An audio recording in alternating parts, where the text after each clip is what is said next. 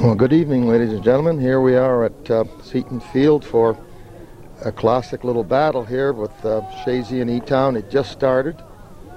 We'll try to get to the lineup in a little bit. The conditions of the field for a Saturday evening after a big snowstorm, well, it's been a few days, but the field is in excellent shape, and there has been at least one game here earlier today. E-Town is off quickly to a shot with a close call, saved by Sean Robinson for Chazy. It's cool. It isn't bad, though. I think much better than we had anticipated.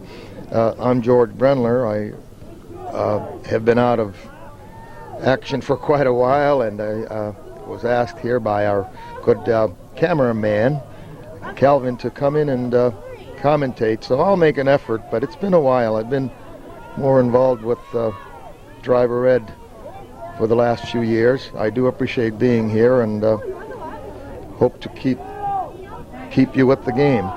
A shot by number 10 for Elizabethtown, Ryan Farabee.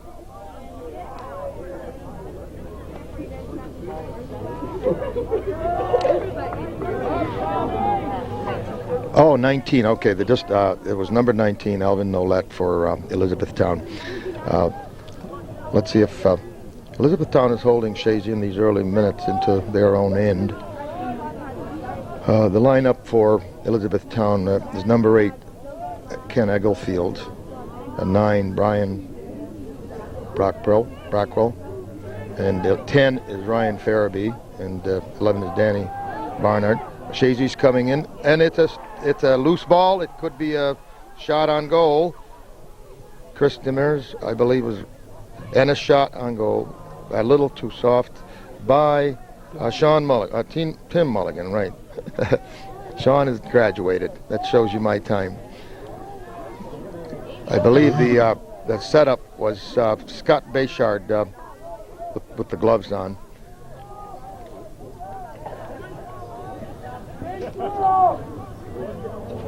Okay, so the action is moved to the town end. Pushing by Chazy, so it's a direct kick on at midfield. Not too threatening at that point, but we got a breakaway here of sorts. Jeremiah Lee, nice stop on. I have trouble seeing these numbers from this distance. Doesn't say much for the eyes. Number 19, Alvin Nolette, and 10 are involved in there. Ryan Farabee as forwards for Elizabethtown. Nice cross and a deflected ball by Elizabethtown. A shot on goal, soft. Sean had no great problem handling it, but it was close. Brian Brackwell headed the ball on a cross. Probably, it looked to me like Ryan Farabee crossed it. Here's Brackwell again coming in, and that's the foul. Scott Bayshard was kind of taken out of the play there, and well, he's called for the foul. Okay. Elizabethtown looks like either Farabee or Barnhart are going to take a direct kick. Chazy sets up a wall. Good shot with a fake, a curve on the ball, a little high. The lights have improved here through the years, and it isn't as bad as it used to be. Our goalkeepers years ago dreaded, like Blair Villamere dreaded those direct kicks at night. The lights were just in the wrong position. Starters for Chazy: Chris DeMars, Tim Mulligan, Tim Williamson, number 7, Scott Bayshard, 14. He's on defense, so I made a mistake when I said he was on offense. Making the play was Chris Gondek, number 15. And Sean Fenner is number 17, midfield. And Jeremiah Lee, defense number 19 on the far side, on the left side of your screen. Right now we're working midfield. To finish up, Kevin Kuhlman, 21, center half. And Jason Stetz, 23. He's playing right fullback. And then Eric Munson is center fullback. Right there, coming to the ball onto Barnhart. Farabee, excuse me. Okay, a dangerous lofted ball. The pressure is on, but there were 4 whites playing the ball, so they broke it away. A nice steal here by Chris DeMars. Good pressure by Chazy right there. Good pressure. And Chazy gets the direct. Kevin Kuhlman takes a shot. Turned out to be a harmless shot that was deflected off the defense, and Timmy Mulligan just about got to it. So sometimes these things develop unexpectedly. That's why you should follow the ball in, as he did right there. Don't just give up expecting the goalkeeper to pick it up.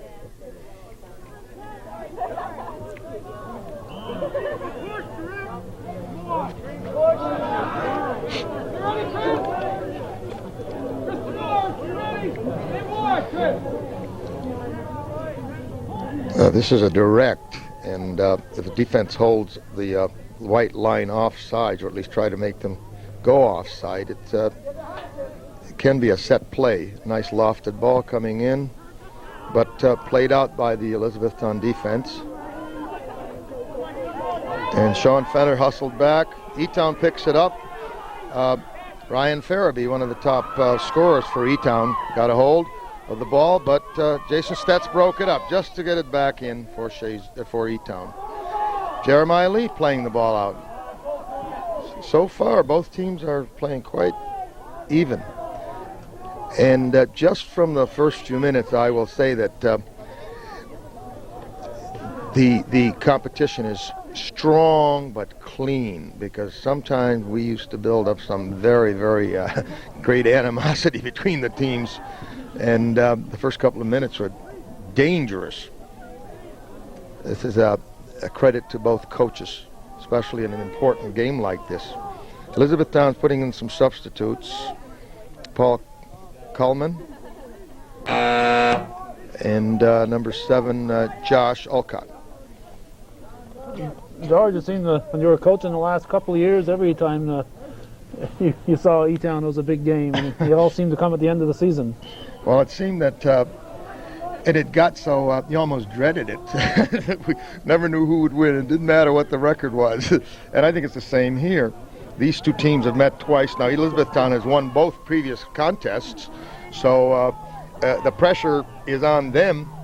Nice through pass. Chris DeMars picks it up and keeps control of the ball. Nice pass to Sean Fenner. Good ball handling here at this point. And Chris Gondek, Kevin Kuhlman, and a shot by Chris Gondek. One of the things that I used to say in terms of the strength of a team is if they were able to make more than 2 passes. And as you watch the game, it generally stands out that way, that especially at midfield, they may make 2 passes and the other team touches the ball.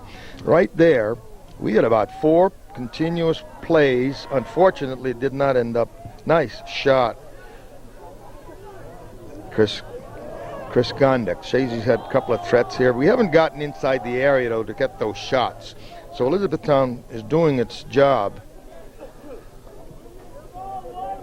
I don't think we mentioned what game this is, George. It's yes, I'm sorry. Semifinals in the Class D playoffs. The Eagles just eliminated the defending champions, Westport, who upset Chazy last year.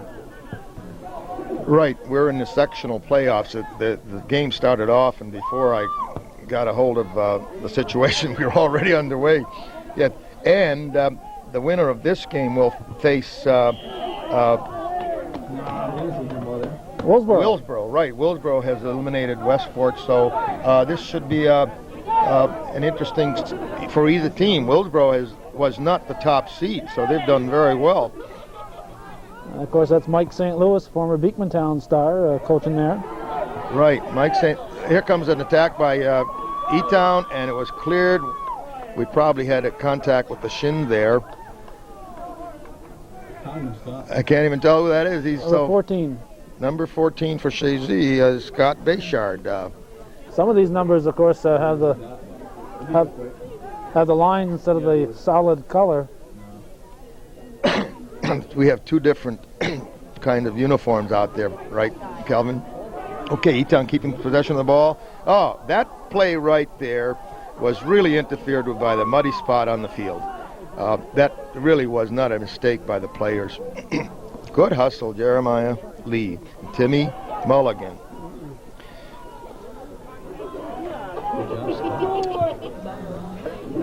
Kevin Kuhlman chasing the ball down, but a little late getting to it. It's a long way down. The pass was an indirect pass by Timmy way down to the far corner, which is not a bad idea. So Elizabethtown keeping the pressure on.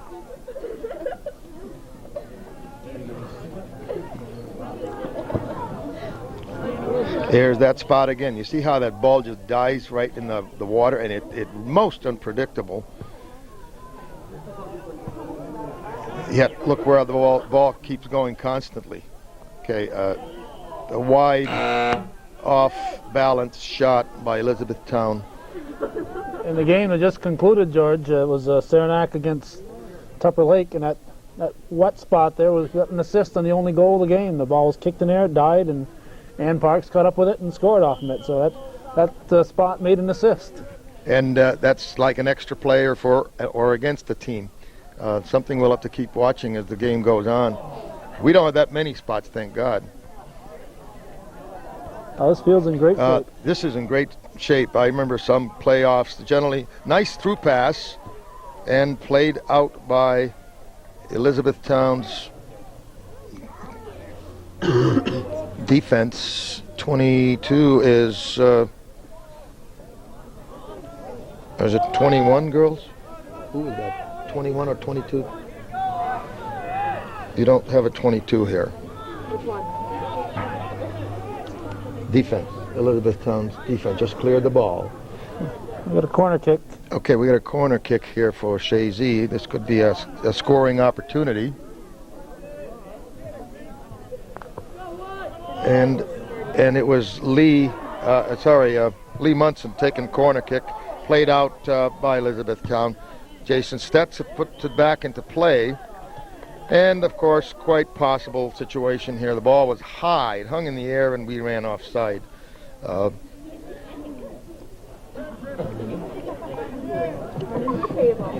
One of the things that I noticed that has changed greatly since I stopped coaching, Calvin, is that you can't play the ball back on defense to the goalkeeper. So that's brand new this year, Joe. Yeah, and that's going to be, for me, that's hard to deal. I haven't really talked with anyone about it, how they're changing their coaching techniques for it. But it takes away a part of the game that was quite useful to all of us. Sean Fenner. Sean kick control. A nice lead pass. That's a good pass. And Chris DeMars is going in for it. And tackled out of bounds. Illegally tackled out of bounds right there.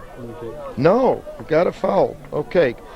That's a foul, and Chris DeMars was going to play it, but Chris Gondek is going to take the kick. This is like a short corner.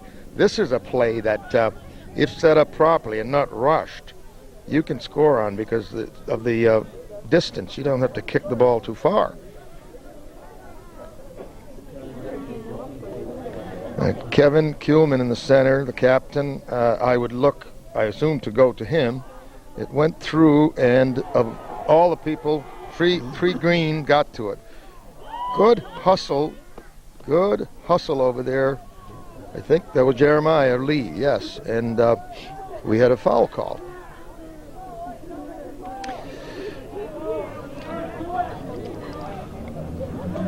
The time is 1:25 of the first half, so we're more than halfway into it so far. It's been a fairly even game. Nice low shot, bounced off an Eton player. It's dangerous, deflected off of the defense, and it's in Chris Gondik shoots, and the goalkeeper picks it up. Josh Olcott with a roll. That's dangerous. Ball was bouncing around within the 6-yard area, but he did a nice job. It's really been the first real scoring opportunity, wouldn't you say, Calvin, so far? Well, earlier when Alcott came out, they had a chance, but there was nobody near the ball. Here's another good shot. That's right on target, though, by Chris Gondik. And Alcott's coming up with a save. That's right. So both times he's been out of position, there's been nobody from Chazy near the ball. Right. Hard to tell.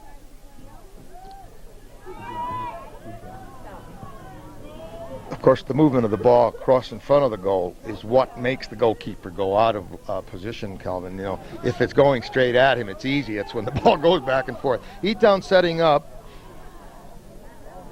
and there's that puddle again. And Ryan Farabee still in control, working with his right wing with number 11, Danny Barnhart. That puddle is growing, and this is the third game here today. In the first game, it was just a little wet spot, and it just kept growing as the games progressed. Well, I was going to say that years ago we used to play the sectionals. Oh, here's a possible attack. Barnhart keeps the ball. Nice shot, blocked by Ryan Farabee, excuse me. There's a foul on defense. A little aggressive and a quick play. Now we're not looking. Playing out of control only calls. You just get fouled. You got to control your body. As long as you're playing the ball hard, both people playing the ball, you should not have a foul called. But jumping up like that, both occasions, and it's really unnecessary. They're trying to avoid each other. Nice long boot here, and could be dangerous.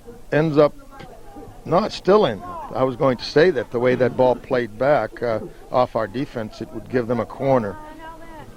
Quick heads-up play by Bayshard, saved it for a throw-in. Still dangerous. Nice hard shot by Elizabethtown. Brian Smith. And Chris, and the ball moved quickly across the field here, so we're covering a lot of territory. Through the years, Calvin, this field has gotten bigger, and it's much easier to play on because of its size. Yeah, they've widened it and lengthened it. And it's also gotten so much better from the way it was years ago. We used to play with the 10-yard down lines, and ever since they got rid of football here, Brother Raymond's been working to get this field back in top shape, and he's made some great progress. Nice center there. It kind of landed in front of the goalkeeper and Alcott, but out of harm's way. He didn't really have anyone on it. Chazy wasn't right on the ball. Yes, and I'd say that through the years we can thank MAI and then Seton through the more recently for staging these games, and they have to work hard. Brother Raymond, I think much of it is kind of what I call a volunteer effort, and they do a lot of work that people don't even realize or appreciate. We want to thank them. It gives us the chance to see the kids play at night. Chazy played it out of bounds. Jason Stetz. Yeah, and if you're a soccer fan, you can come here early on a night like this and catch a couple games. So it's a great place for people to gather. If you're soccer fans, and I think what I like about it is that makes it all right is that it's a neutral area. I think it's sometimes night games on the school situation make for problems, from what I've heard from other people, where you're visiting a school where one of the spectators are all from one side. But this is a neutral situation, and everyone is in an unfamiliar environment, which is good.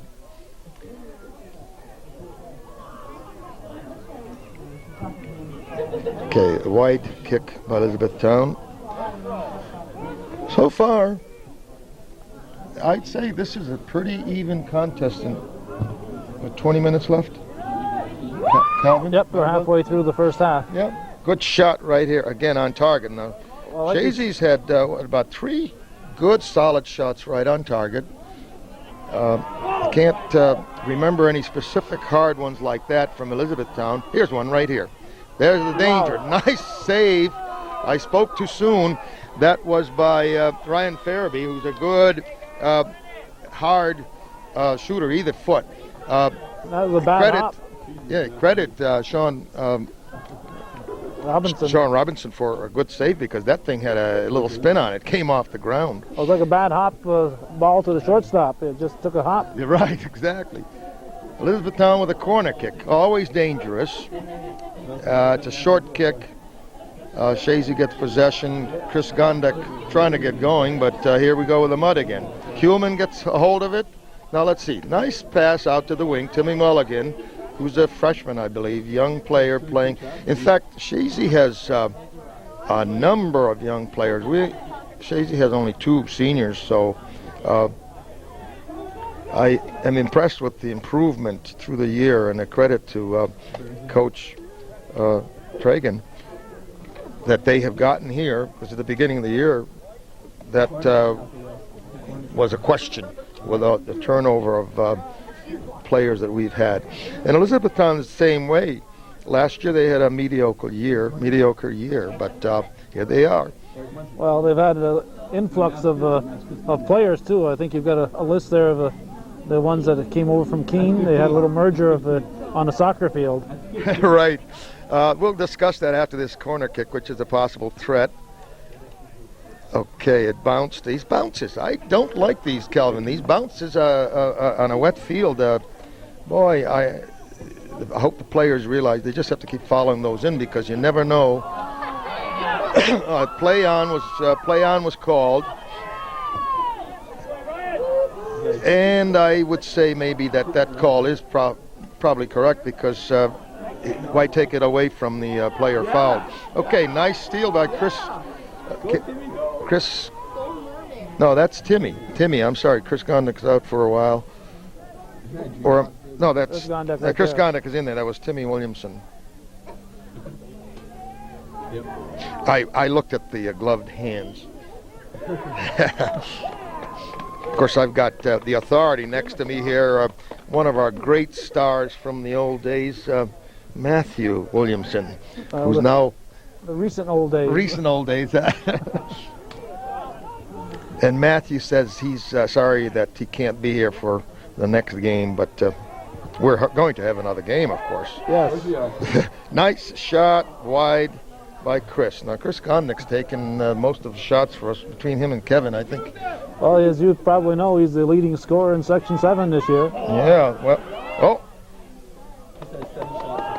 7 shots so far. We have a warning on Yellow card. Yellow card for Faglin, foul On 21. Yep. Kevin Kuhlman.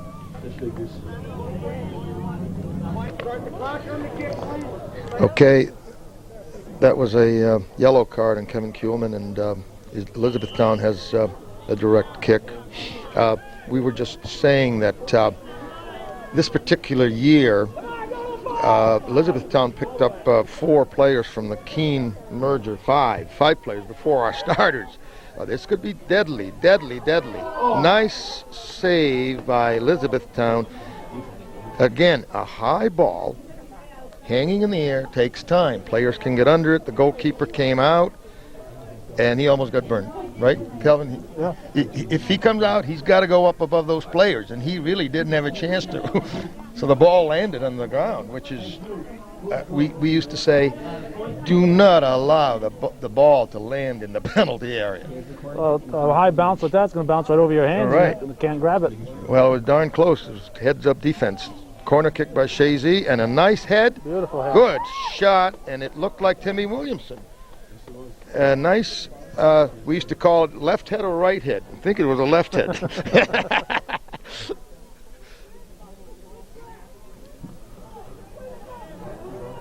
Chazy's trying to pass here, and now, as I think of it, they've been able to make some consecutive passes. So both teams are doing a nice job in 2-3 passes, and I said it's a quality of the game that if you can keep the ball moving like that, you can maintain possession of the ball. Good center, but too far into the goalkeeper by Timmy Mulligan.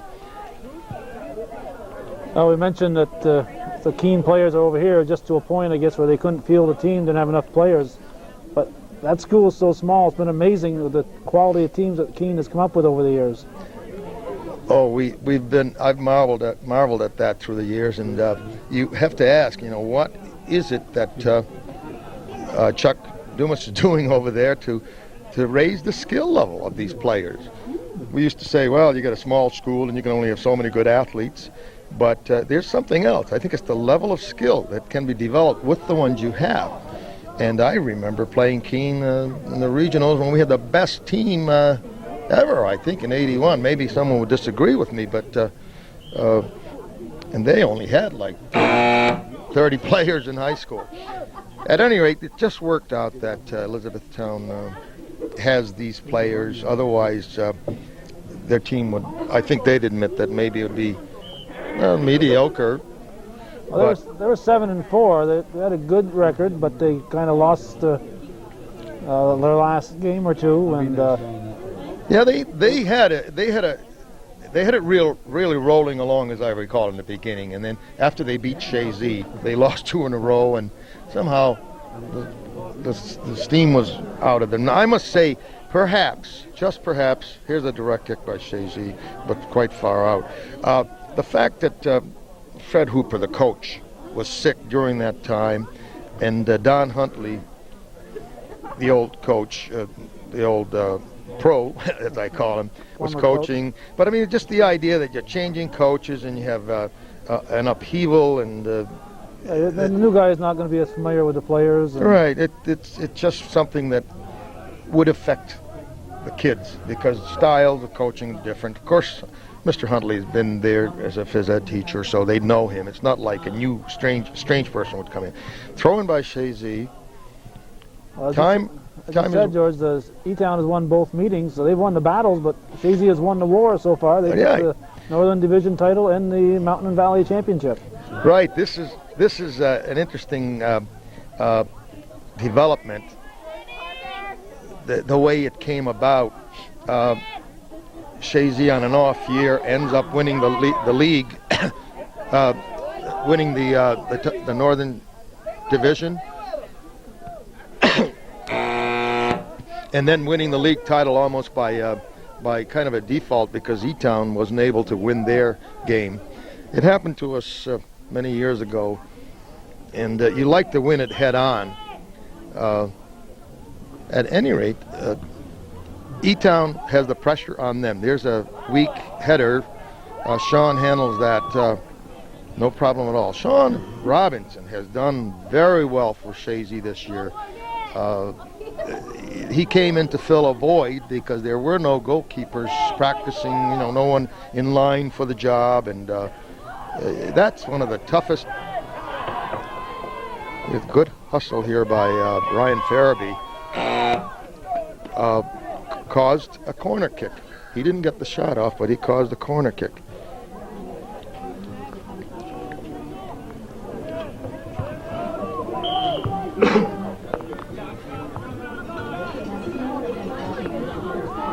A left-footed corner, and that was right on the line and just tapped out.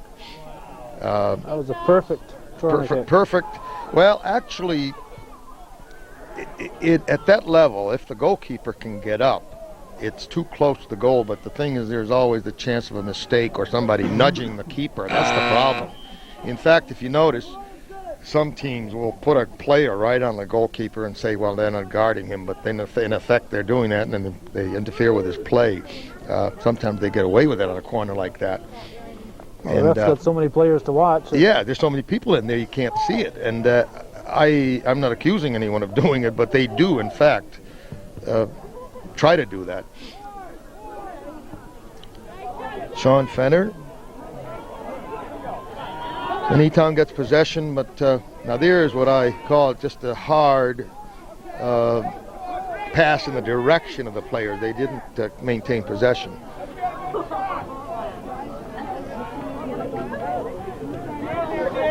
Long throw-in? No, because I said that because sometimes Elizabethtown's been known for that long throw-in that goes into the goal area, and that's dangerous. It's better than a kick. Here goes Chris Gondek on a breakaway and takes the shot. Second man covering him, John Merriman, played that ball well. He was backing the defense, just like we used to say, cover. One man is playing the ball and the second one is backing the defense. Shot on a direct kick by Chris DeMars. A short kick by Josh Ollicott. The goalkeepers, neither of them have demonstrated, Calvin, a long punt. Of course, it might be the footing, too. Kind of slippery, right? Yeah. And by this time, initial nerves should be over with, and they should be able to get a good foot on it. But footing in the goal area, ooh, no call on that one. I hear Fred Hooper questioning that one. Fred was one of the stars of a number of Hoopers in Elizabethtown. I remember him playing against us and beating us single-handedly back about 20 years ago in 73, Calvin. That was 20 years ago. Yes. Hard to believe that. And 10 years ago, we were just talking, Mr. Huntley and I, that we had a contest here 10 years ago. Chazy didn't have a ghost of a chance of winning. In this same game, the quarterfinal game, we won 2-0. He never forgave me. He says he's got a tape of that, and he keeps watching it, and it doesn't change. He still loses. He loses every game. Every year.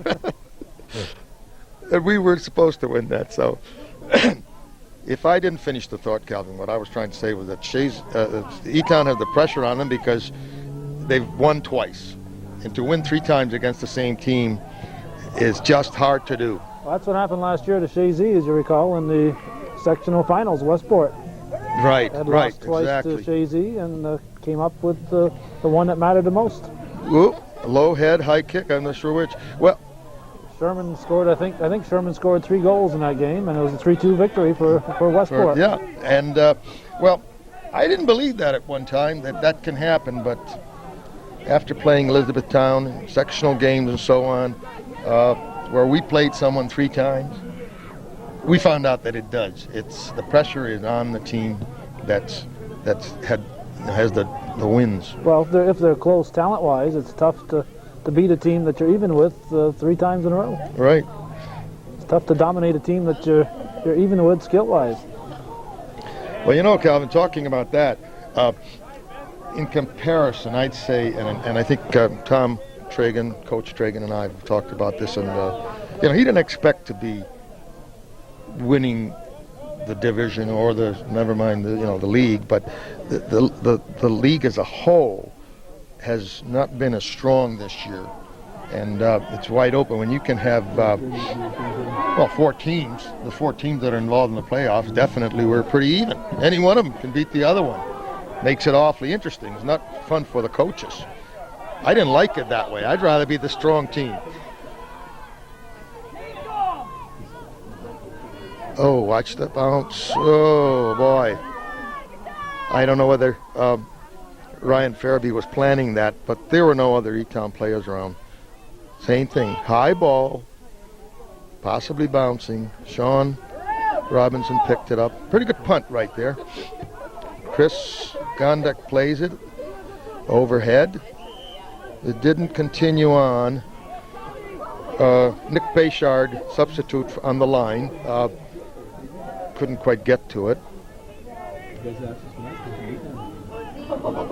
I saw Aaron Haru go in there on defense a little while ago, at number 20 on the far side. Oh, this is dangerous right there. Nice, clear, what a shot. I think we touched that ball. Scott Bayshard, We'll see. is that right, Calvin? We'll see. It looks like it's going to be, looks like a goal kick. Okay, it's a goal kick, so they took the shot. That was by far the closest of their opportunities. Okay, Nick Bayshard and Aaron Haru have come off, so that Jeremiah Lee went on, and Timmy Mulligan. E-Town is sustaining pressure here right now. And Ryan Farabee, Ryan, wherever the ball is, it seems like Ryan Farabee is. A throw-in by number 7 for Elizabethtown, but the goalkeeper is that number, so. No, goalie's way down there. Oh, okay. Okay. So I made a mistake on the goalkeeper here. Punched out. Nice stop. Nice stop. Robinson just punched that one. Right. He's been standing up to the pressure so far very well. But this contest, if somebody doesn't score, is going to get, now it's 4 minutes left in the half, but if somebody doesn't score early in the second half, it's going to get rougher and rougher and tougher for either team. Right, Calvin? Definitely. Because both teams hang in there and have that adrenaline going because they know they have a chance to win. Even one goal can take the steam out of a game. It becomes a whole new ball game right. When somebody scores. E-Town has a direct kick. This could be within goal range, but that's the muddy area there, so let's see what they do. Well, the footing up to the kick is pretty clear. Pretty good, yeah. Good grass, just on the edge of the mud. Nice shot. Good. Okay. It's a floating pass type shot. Danny Barnhart shot that in. They seem to have a little fake there between Farabee faking the kick and then Barnhart going in, which is a good idea. Defense doesn't know for sure which one is going to kick it. Oh, Jeremiah Lee missed, but then I guess the offense helped him out. Alvin Nolet. I think that's a matter of footing there. That's why he ran into him.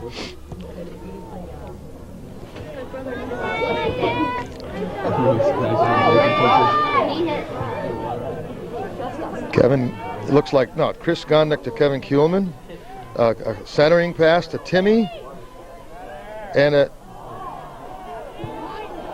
Sean Fenner, I think, miskicked on that. He probably was looking up away from the ball as he took it. He tried to first time it, which is good. This is end-to-end competition. Just a couple minutes left. Chris DeMars, and we have, 2 minutes left, and this would be sad for good or bad, either team scoring at this point, though, to go and take a break for the half with a goal lead. Could really be significant later on.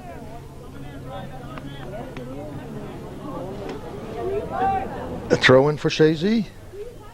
Can't see too well around these corners. No, there's a couple of blind spots, but this is a great place to tape overall. Gondek's going to throw it. Okay, Chris Gondek throwing in. Physically reminds me a lot of his brother PJ. A lot more than. Nice shot. It's in. Beautiful play, and Kevin Kuhlman headed it in. The throw-in came to Kevin right over the goalkeeper into the corner. What did I just say? With a minute and a half left, Chazy takes a lead, which is a tremendous psychological pumps you up for that second half. Sure, psychological effect on the team. Sam Lashway, the official, just called it out. It was, yes, Kevin Kuhlman, and the throw came from assist by 15 Gondek, right. So 1-0 in the late.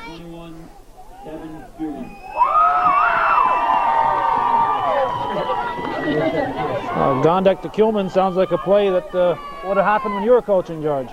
Right. That sounds familiar, but two other names. Just saying at that point that physically Chris reminds me more of his brother PJ than right. Well, the two boys look both Kevin and Chris Kuhlman don't and look quite PJ as much Gondek physically and Chris Kuhlman. Chris Gondek. Yeah. Now Kevin is a senior. Chris has got another year, and ooh. Okay, that kick is right in the mud there. Now, if this player is smart, he sets it up a little farther back, which he did. You see, he didn't go in where it actually happened.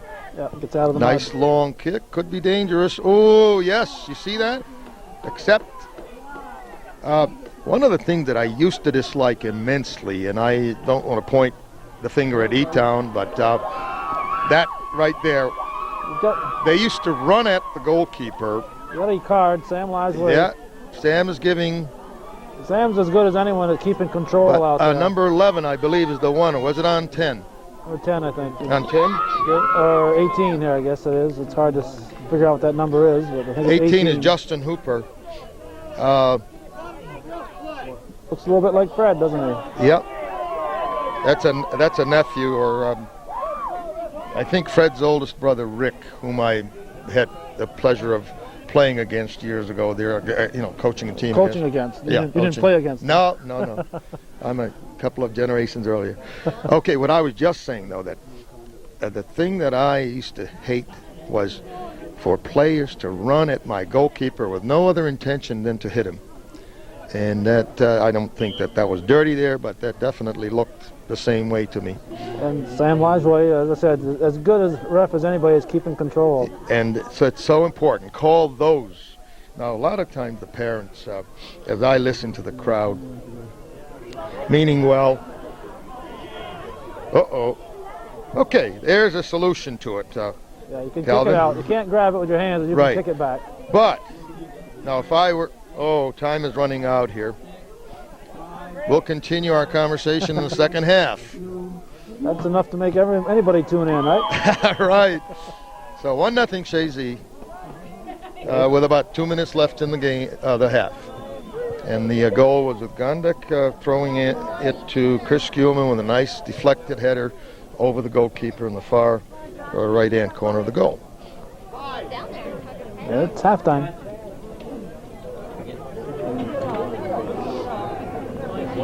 Okay, Kelvin, here we are for the second half, and as we start the second half, Chazy 1 up on a very late goal in the first half. I've got a guest here, an old friend of mine, Don Huntley from Elizabethtown, and I thought I'd ask him his comments about the half so far. Don, what do you think? Well, right now it's running, in cycles. We'd have a few opportunities and keeping it down, the pressure on, and then it would swing, and then Chazy would keep it down there and for about 5 minutes. Both teams have had good opportunities, and our goalies come up with some good saves, I know. But right now, what hurt us a little bit that first half was that mud hole over there. I know Fairby tried to set himself up a couple times to drill the ball and just couldn't set himself up because he couldn't get it out of the mud or the water or whatever. But hopefully, offensively, we got the better half this half, so it may help us. But we shall right now, see. this is still anybody's ball game. Yeah, it was fairly even. I was saying the same thing, that mud hole may be a problem later. The other thing that even though we scored just a minute before that, you guys just missed by the hair over there. I know, inches on the left side. So, but I said that psychologically, this has got to affect the kids a little bit because a one-goal lead, as you and I know. Of course, one of the things I remember about E-Town, the Don, and we used to say that if we score a goal on any team, well, that's pretty good. We've got it made. But E-Town never, right? Yeah, I know. You guys are capable of scoring 4 or 5 goals a game. Sometimes when you play the long ball, sometimes you get breaks and you can score a couple goals in a matter of a couple minutes. Here's a threat by Elizabethtown, but cleared out a short. I noticed that today so far, Chris Gondek carrying the ball down on attack, breakaways, but he's dribbling by himself, by the way, here. Here he goes. He got a breakaway. And he tripped on the ball, right? But that was a nice. Okay, the mud stopped it, right, Don? Oh yeah, Right. sure. That's what. Sure did. Yeah. And he dribbled it, tried to hit it harder, and they went too far in front. Right. So there's an example of a field playing against you. Yeah.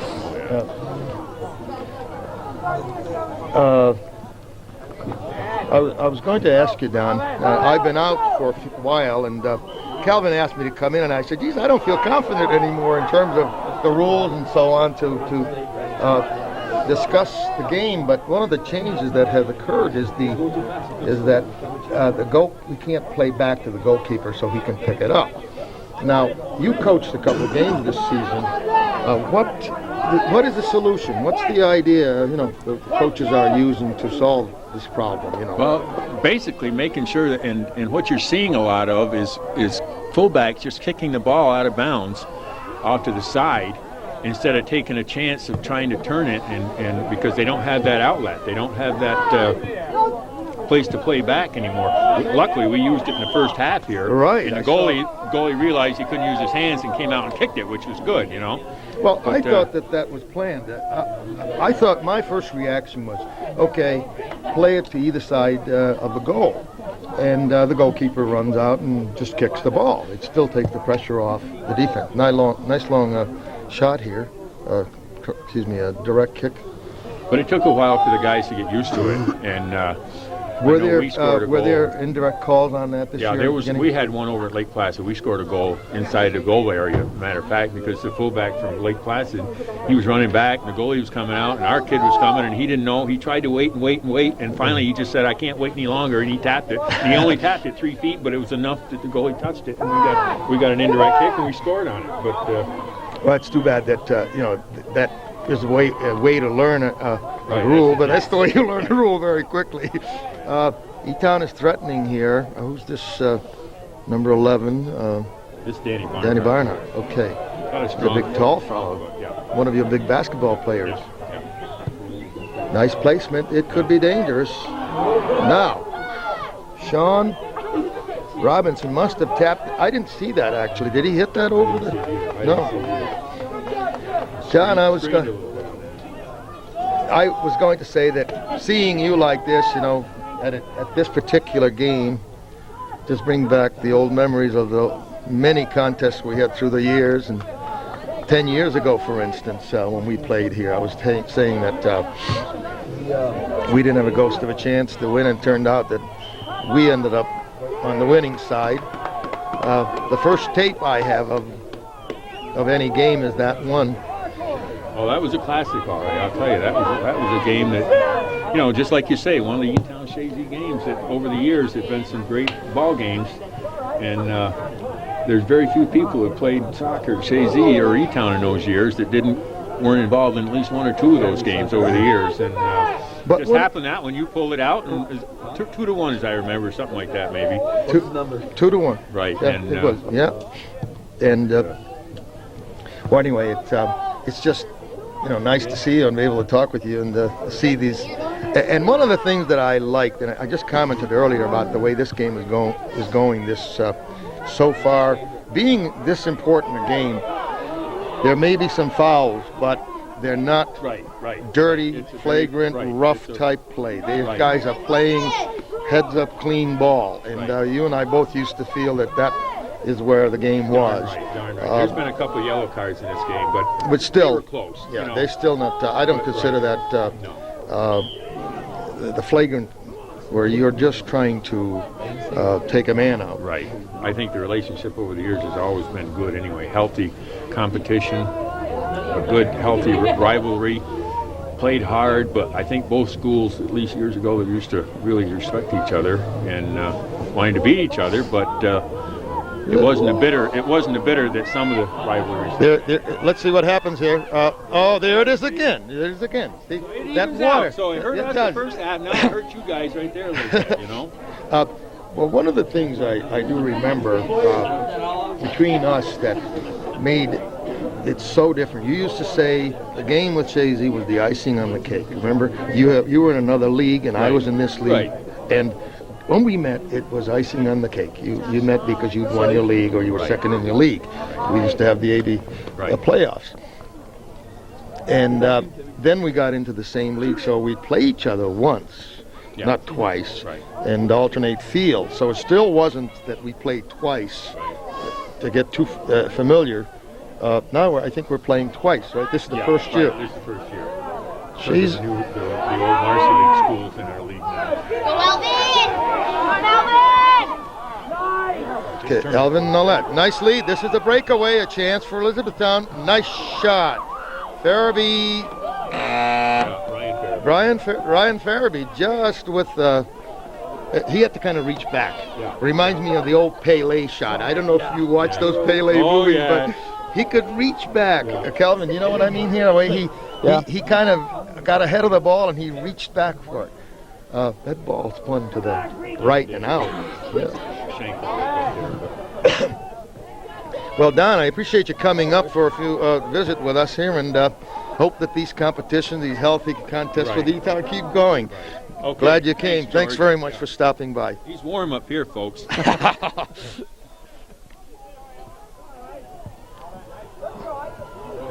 Well, even though Chazy is leading, I'd say that the action has been more on this end this time.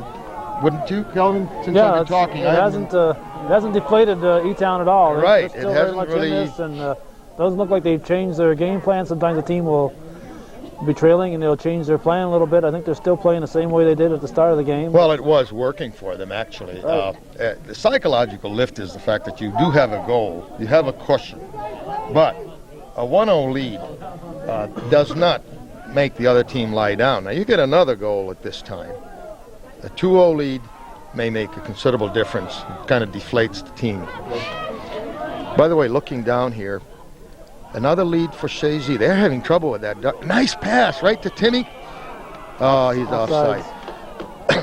That time, Chris Gondek and Chris Demars made that classic play across the field. The only problem is that mud spot. Beautiful play there, Timmy, to Kevin Kuhlman. An indirect pass and changing places. You don't see that often, Calvin, on just basic play. The kids have to know each other to do that. This team has matured through the year because I didn't see them doing that earlier in the early games. Well, Chazy can keep the pressure on. A couple of subs going in.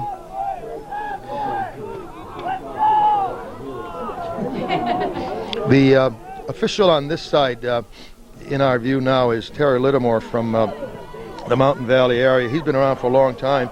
That could be dangerous right here. Could be very dangerous with one missed kick. Jason Stetz saves the day, brings it around. The trip. Farabee, I think, out of frustration did that. Well, there's a play right there that would have been kicked back to the goalie. Right. There's an example of it. But now the goalie cannot pick up the ball. You can still kick it back to him, but he just can't grab it with his hands. Well, Don Huntley, our visitor, said that apparently this started up with FIFA, the International Federation, International Football Federation. So we're talking about pro soccer, World Cup level soccer, that they can't do this. I wasn't aware of it because we tend to be creative in American sports, and soccer for a while suffered with that. We wanted to change the game. And then, as we got into more international competition, like the World Cup coming now, we have to live with the game the way it is everywhere else. We're facing, by the way, we faced that problem, Calvin, with basketball. Our game changed by the international rules, you know. Yeah. Our players go off and they have to play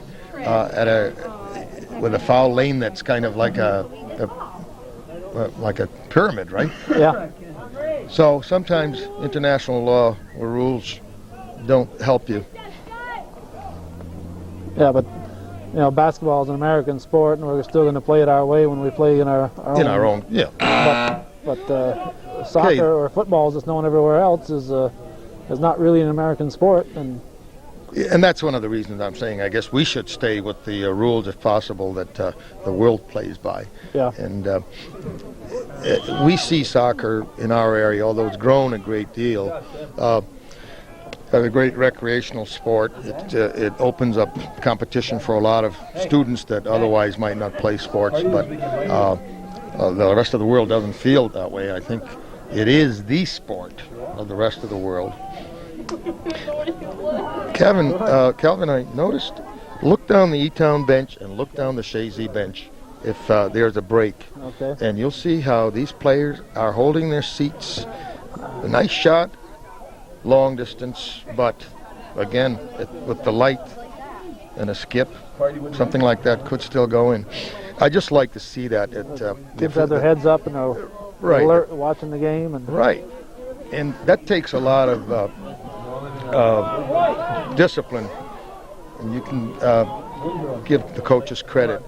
Sometimes it's hard to keep the players under control.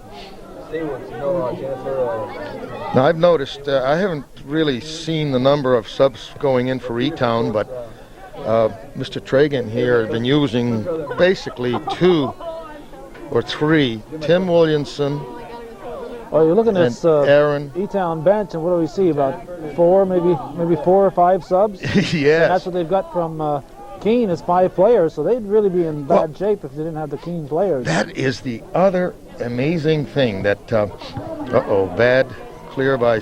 This can happen as the game wears on, by the way. It's very hazardous to not be able to take a decent goal kick. And as the game goes on, we get leg weary. And this is what happens.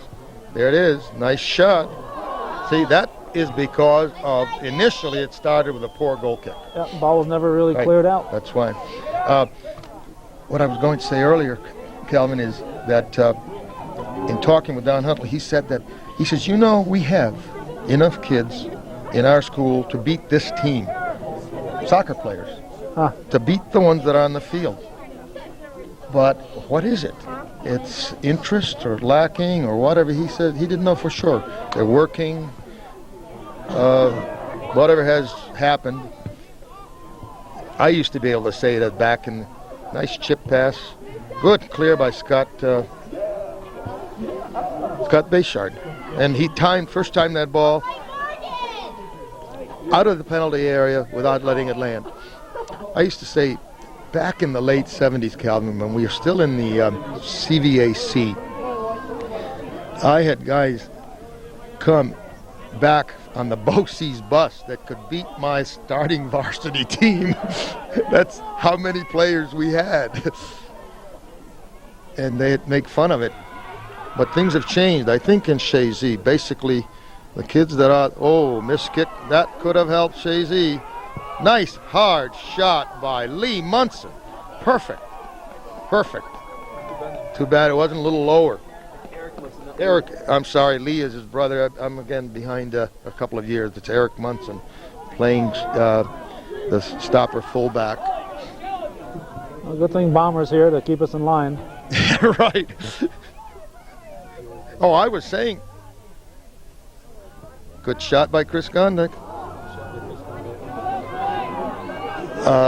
I was saying that our scorekeeper, Matt Williamson, we have to thank him for helping, and I noticed he's officiated in the youth soccer and so on, and Matt loved to play soccer, and we used to have fun with him. I didn't have him on my team, but I remember all those years that he played, and he's saying he's leaving the area. Matt, thanks for helping. He's going to go on active duty with the National Guard and hopefully become a military policeman, right? Hopefully. And then go off to college. The best of luck to him. Why, I remember Matt being one of my best drivers too, Calvin. In driver's ed, yeah? In driver's ed, when he was with me. Back to the game. Uh-oh. There it is. No, nice stop. Beautiful defense. And that was Bayshard right there. That, a misplay on defense. 2 E-Town players coming in, and someone came up with a big one. Was it Bayshard or do we know? Bayshard. It was Bayshard. Jeremiah Lee. Okay, I thought it was Bayshard. Bayshard is wearing green gloves. Jeremiah Lee made Yeah. the big stop. You have to go by the numbers, not by the gloves, George. Right. Well, I got some people wearing blue gloves too here. right. Calvin, as I said, as far as commentating by the numbers, I never used to know the other guys' numbers. You get to know them by their... Well, George, I remember you when you were on the coaching on the sidelines, and sometimes you'd holler out 3 names before you had the right one. So Right.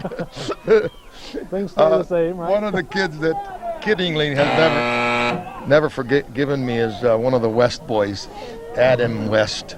He's now student teaching, or at least teaching part-time in Chazy, and I'll still, just for the fun of it, call him Adam Andrew and everything else. And he says, yeah, nothing's changed. A threat by E-Town here.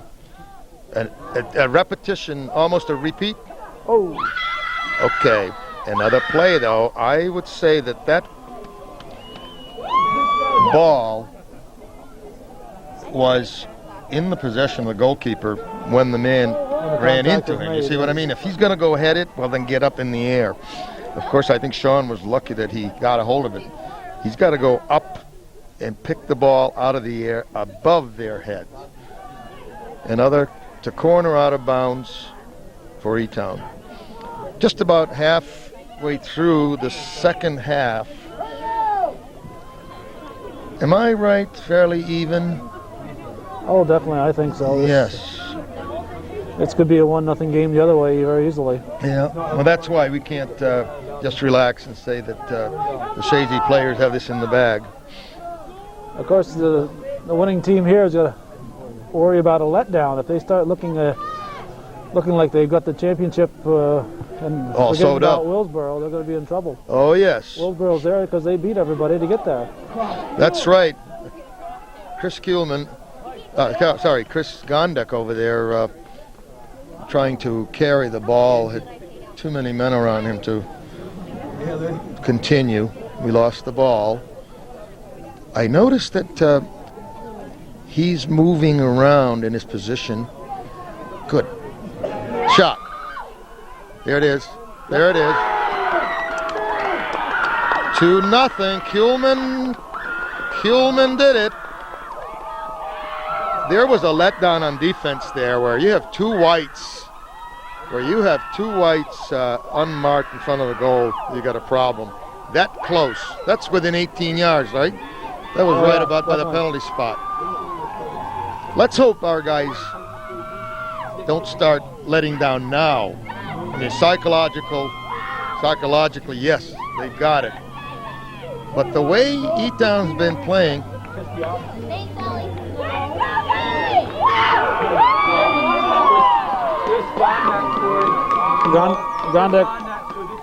Gondek with the assist, right, I believe? Gondek with the assist, and Kuhlman. And Gondek, Kevin Kuhlman scored, and Gondek assisted. So with 20 minutes remaining, it's 2-0 Chazy. And the previous two contests were close, but it was 5-4 E-Town and 2-0 E-Town. It just happens that today the second Chazy E-Town game is showing on Channel 21, probably even as we speak, or can I get home at 9 o'clock, Calvin, and catch it? It's the second game, so you should be able to catch it if you're home by 9. I think I will do that. If you I miss try it, you'll be on again at after midnight or tomorrow morning. So. I'll stay up. In chatting here, I kind of missed that corner kick came in low. Anything like that's close. That close is dangerous. Sean Robinson, one more bounding ball, but it just kind of floated in.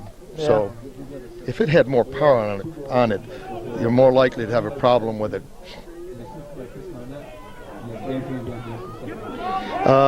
You notice, Calvin, the crowd is kind of quieted down? Yes. Both sides. All it takes will be one E-Town goal to liven Oh, everybody yes. up again. Okay, here's a breakaway chance. Now let's see if Chris can do it. He can. He can do it. He can do it. Oh, that's a clean play. That was a clean play. He called a penalty shot? I think he's going to give it the man got a piece of the ball. Now, no offense to Chris, I'm sure he agrees that he should get a call, but defense kicked the ball. Yep.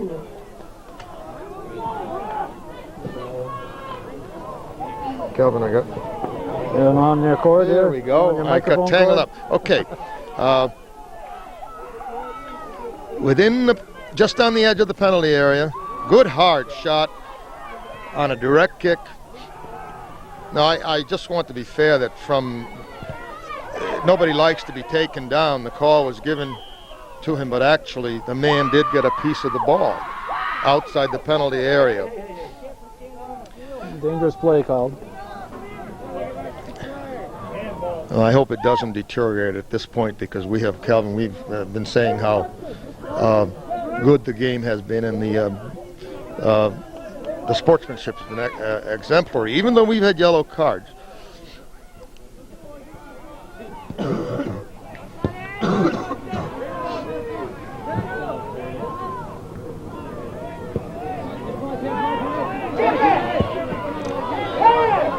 Okay, Farabee. I'm sorry, that was Austin Hooper with Farabee, but they didn't connect. The ball's been cleared out. And Kuhlman to Timmy Mulligan. He didn't quite move in fast enough there, but there was a possibility. You know what grade he's in? Mulligan?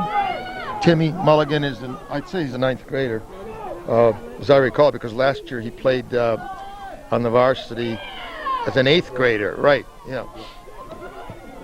A shot by Eton looks harmless, but never know. Long. Seems like you had an 8th grader named Timmy on your last year at coaching, didn't you?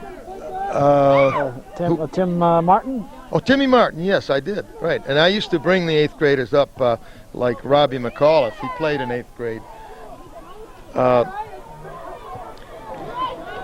The idea is good if you don't have a lot of varsity players that may be offended by it, because a good 8th grader gets much better experience with you, not knocking the modified level. In fact, that's a whole new ball game that has developed since I stopped coaching. Chazy now is facing an influx of 30 some odd modified players, Calvin. I mean, how do you field all these people? And I said to the coaches, I said, the public, the parents have got to be, here's a mistake. Gonda coming in, and it's in. It's in. No, it isn't. Oh, that's too bad. Nice play. Nice play. Good defense. Number 16 for E-Town. Right, for E-Town, John Merriman got in front of Timmy Mulligan's kick. There was a spot there to put it in, but Chris was off stride, I think, to get the shot. With a corner, Chazy, 2-0. I'm sure I'm like you, George. I'm not. I don't like to overemphasize the importance of individual scoring titles, but we should point out that Chris was the overall scoring leader in Section 7, and Chazy also had the girls' overall scoring leader, Amy Damaris, who was injured at the end of the season. Right. Nice shot. Amy was just below us earlier in the game.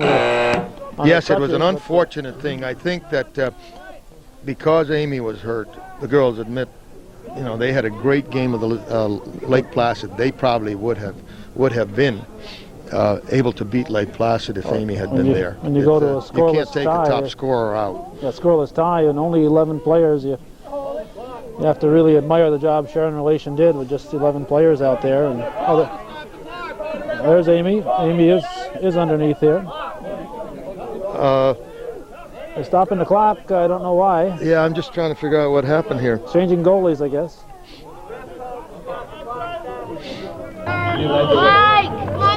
Okay, the clock's been set, and E-Town has a goal kick. Any idea who the new goalie is, George?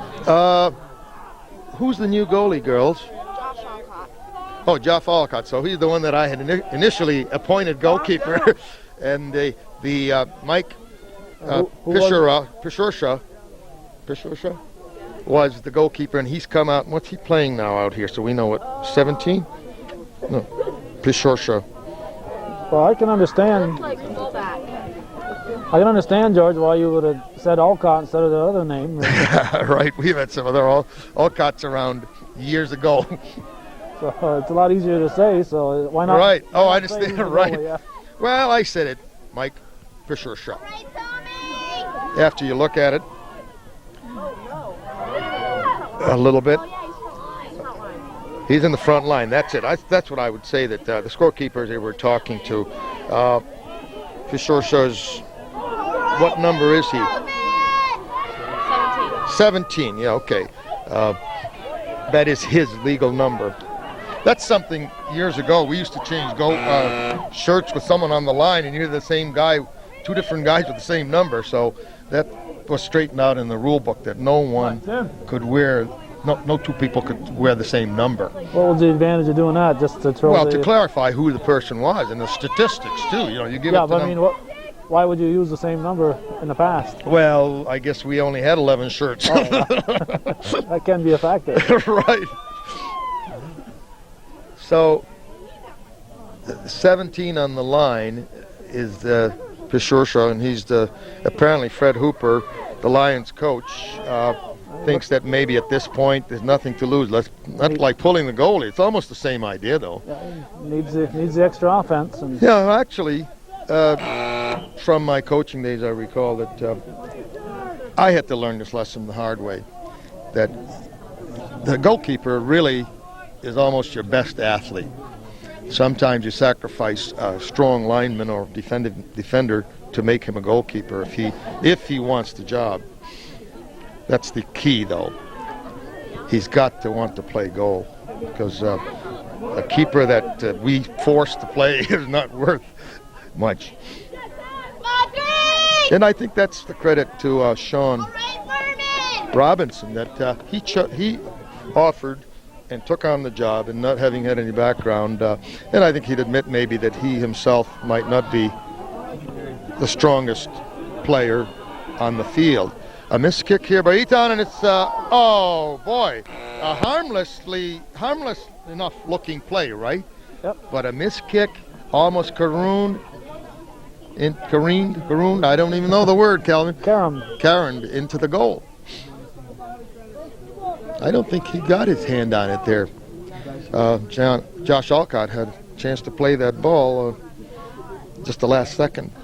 Well, I should talk about changing positions, and I still remember the daring move I thought at the time was when you back in probably 1969 or 70 when you it must have been 69 or 68 probably when you switched to redheaded fullback. Brunel there, yes, right. Well, people. You know, you have to be daring sometimes and try new things. I tried later on with another player, Dale Jeanette, who was a tall and good basketball player. Try him in goal with his size. I think Chazy players got excited, Calvin. They're standing up. Down Whoa, it's in. It is in. Unbelievable. I'm sorry, and I probably had you take the camera off that plate. Kind of a lobbed shot that hit the upper corner of the goal by 21. Kevin Kuhlman. Well, I think at this point it looks a little more secure with 11 minutes left. It's his third goal. He's having a decent afternoon here, isn't he? Yes.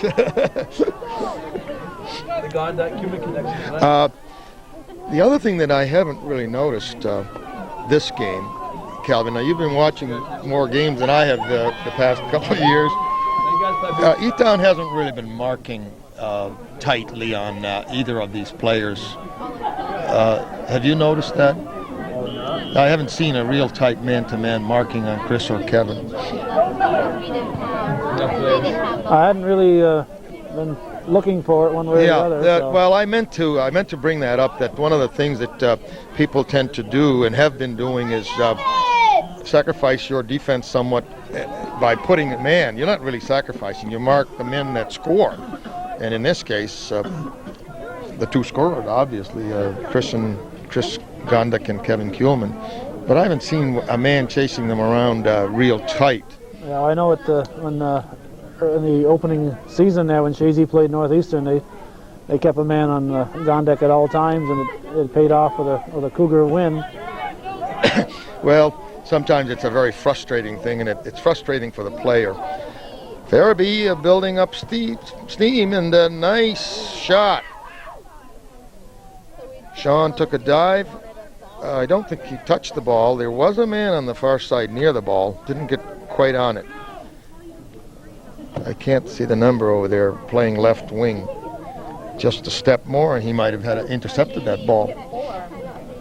So I do remember one of the early sectional games, Kelvin, between E-Town and Crown Point back, I would say that it was in the 70s, that Crown Point was leading 3-0. And I think with 20 minutes, E-Town won the game 4-3. Wow. Now, I'm just throwing that in as statistical. I am pretty sure, not about the time, but the fact that it happened late. It seemed like late in the second half they turned it around. You rarely see a team come back from a 2-goal deficit, let alone a 3. Right.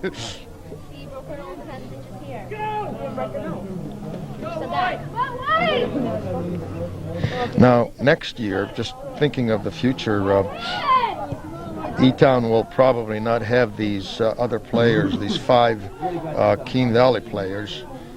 And, I think they handle that year by year, don't they? Yeah, right. They'll do it just for this season. I think next year Keene Valley will field the team. And looking at the bench, I hope for E-Town's sake that some of those players that aren't playing will come out. But they could look at it and decide they want to try it again next year, and then they'd have to appeal and see if they can do it. I know that's what as long as they have enough people to play, they can't do it. If they have enough students, they can't do it. All right, nice second effort there. That's why Chazy is able to keep playing on the hockey team with Beekmantown, because right. Beekmantown doesn't have quite enough to field a team. And it's been, I'd say, probably 4 years that they've been doing that. Well, what I'm saying though is, Keene Valley normally will have players. And, but doggone, they graduate 12 kids. I just can't imagine how they can keep doing that. Well, this whole area, the whole league, and people ask, how come we got to go to dangerous play. Watch the bounce, Sean. Good. This whole area of the Mountain Valley and the Marcy League, we have to understand. I see where they're coming from, because years ago, Cold hot chocolate. good clear, Scott. Scott Bayshard cleared it out. Not quite a straight kick here though, so E-Town gets possession. You were saying about the mountain? Yeah, the mountain. When we had the CVAC reorganized, we had the Clinton County Interscholastic CCIL, League, CCIL. We went to the CVAC, and we only had a few teams. And then Chris Gondik building up steam here, and he's gone. Okay, now he got 2 men on him. He's got to carry the ball, so it's pretty hard to do. Now that's a flagrant foul there. Okay, that's definitely a foul. I would not argue about that.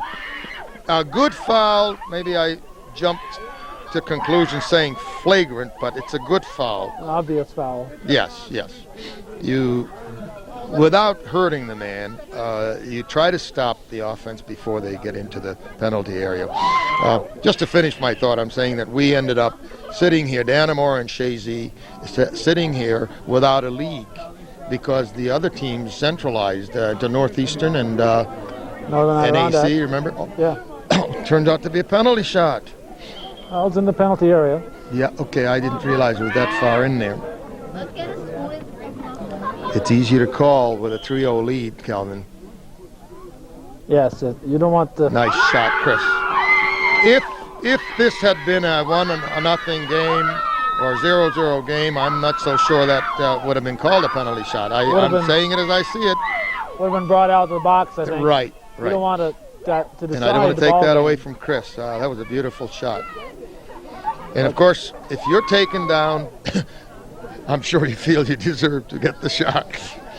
Anyway, I'm just finishing the thought out that we had Chazy would have been out here without anyone to play, and the Mountain and Valley League was more or less forced to take us and Dannemora into their league, and they didn't particularly want us. So we have to do this now. We have to, deal with these small schools that are down there, and it's not necessarily what's good for one school. It's what's best for everyone, and that's why the small schools stay active and maintain teams. Well, I'm a very old-fashioned, and I believe that the smaller schools are better schools. I think, Calvin, after the 20 years of centralization and busing and all that stuff, attack coming up here. Nice center. It's in. No. Wow. That looked like, I guess I missed the Chazy player there. It looked like the E-Town player had a clear shot at the ball.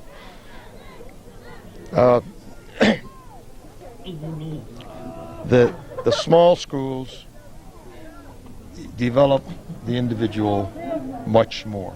You get more out of a person because he is recognized as an individual. I think the larger the school, the less you have a chance to show your individual talents. So let's say we are blessed with this North Country, even if the schools are small. And maybe the skills don't develop as high, but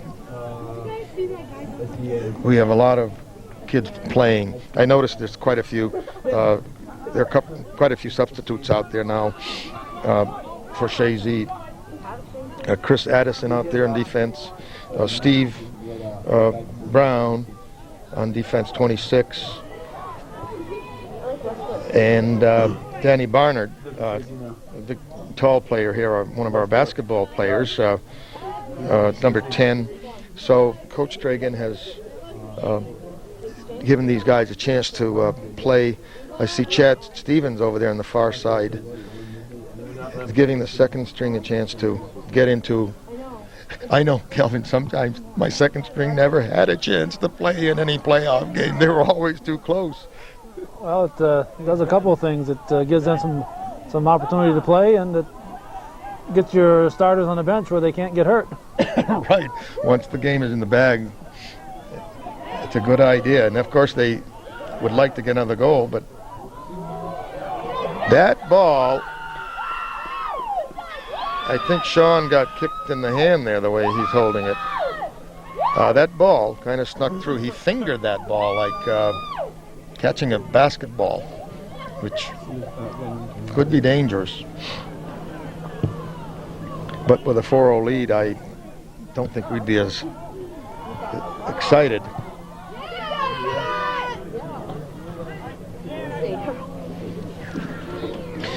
Well, Calvin, I'd say that this is quite a turnaround for the 3 games, wouldn't you? Yes. I mean, the other 2 being so close. Well, this was Close at it first. was. Once the team gets a couple goals, it becomes a different ball game because we saw them take their goalie out. E-Town had to change their goalie out, put him on the offensive line. It becomes a different ball game. You've got to play a different style. Well, and now I guess E-Town will put the uniforms away and get the basketballs out, but Chazy now has to prepare for the next game. I think it's Monday, am I right? Yep.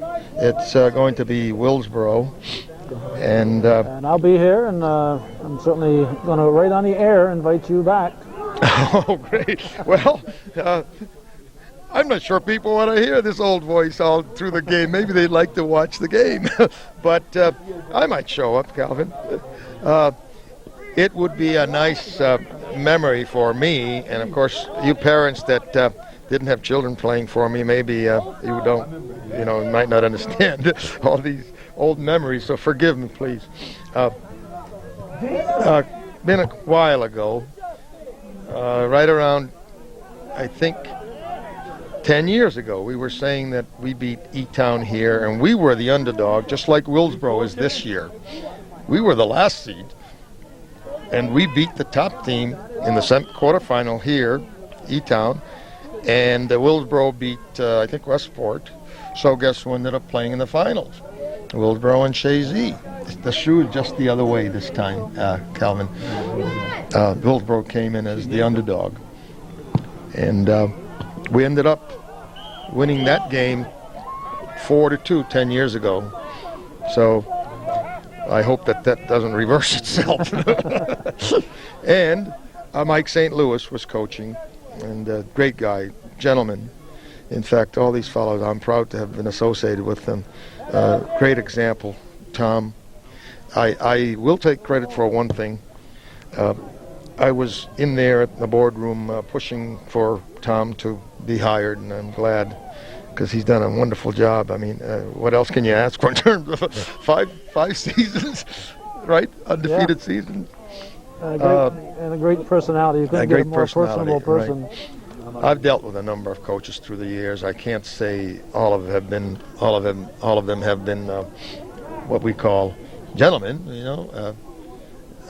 Don Huntley for E-Town, Fred Hooper down here, great guys, and you can still compete. And I think sometimes coaches forget that there is a gentlemanly deal there with adults. We're the adults in charge of these kids. We should be able to live on an adult level, and I hate to see that forgotten. I know a situation or two that we're certainly not going to mention where it doesn't always appear that way. Right. Well, I'm glad to say that we can see it continue down here. Timmy, cold? Well, Chazy's hanging in there. Defense. Mike Bayshard played that ball out. And the one I haven't seen out there today was Jason Bayshard. Has he been on the field? Because okay, he's out there. Jason Bayshard. I'd like to mention everybody, but no, he was out. 15 seconds. There he is, right there. Okay, 15 seconds left, 12 seconds left. So we're counting down, and we will be seeing you Monday. Here, is it? Yep. And Chazy advances in a close game, and you're right, it was close, but the record is 4-0, so I'm saying that it's quite a change from having lost twice. Right. And Kelvin, I thank you for giving me the chance to come, and I enjoyed it. It's just I feel a little rusty, but it's exciting, and a lot of memories come back, and for me, I used to enjoy these games, and the pleasure of, there was a kind of a mystique and a romance. I think I meant to say this before. The kids, I think these guys are believing now, but I used to say, we really believed, and I believed as much as the kids, that we were going to win, and we were going to be the champion. And maybe that's one of the reasons I stayed with it for so long. We really believed. You believe that you can do it. You're not out there hoping you. Right. You're getting into the game knowing you're going to win. And when you got that built up, and I think it's carried on with Tom, because they've been able to sustain these year after year, these championships. So I congratulate both teams, and Fred right here, gentlemen.